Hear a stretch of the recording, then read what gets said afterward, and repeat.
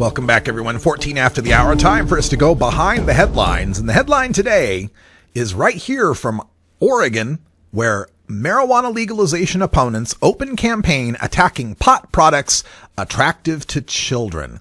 And in this story, we get this big old picture as well. And let's see if I can get this on the screen for you. There she is. This is Mandi Puckett. She usually works as a prevention coordinator for, I forget which county, maybe it's Deschutes or Jefferson, I can't remember which one.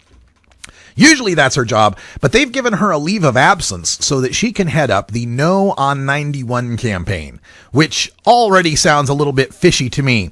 Isn't it interesting how in Alaska, the head of the No campaign was given time off from her job as well, still able to draw a salary from her job while volunteering to oppose marijuana legalization. I don't know if that's the same situation with Mandi Puckett, but it seems to be. Here she is in front of the 4 local news stations, holding up a bag on the left of 1 ounce of marijuana and a bag on the right of 8 ounces of marijuana. Then to the right of that, a display showing various cookies and candies and gummy bears and other sorts of infused products that are often sold in the state of Colorado. And we might note that they're sold in the state of Colorado in adults-only stores that children cannot get into.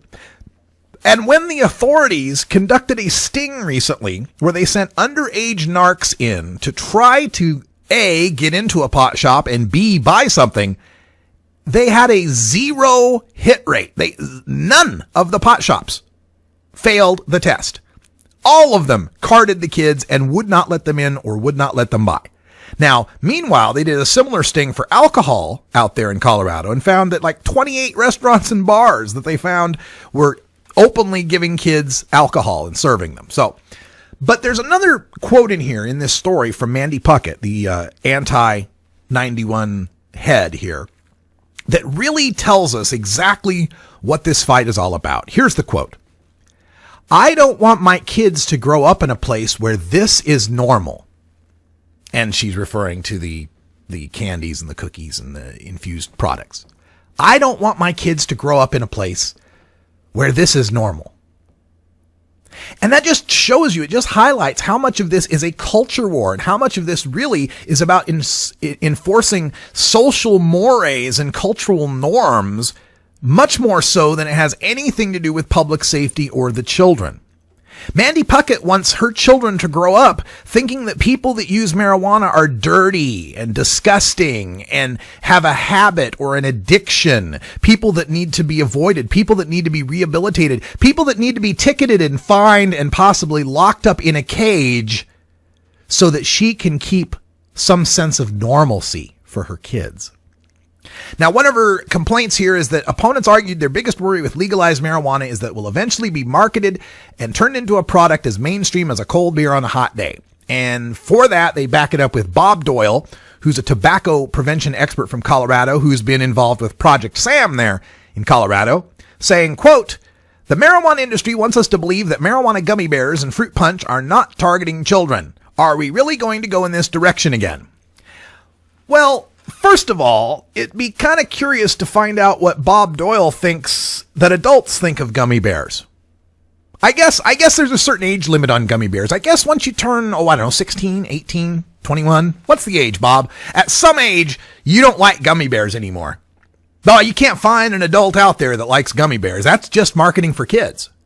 What kind of crazy thinking is that? I love gummy bears. Hell, Herb Thrasher loves gummy bears much more than I do.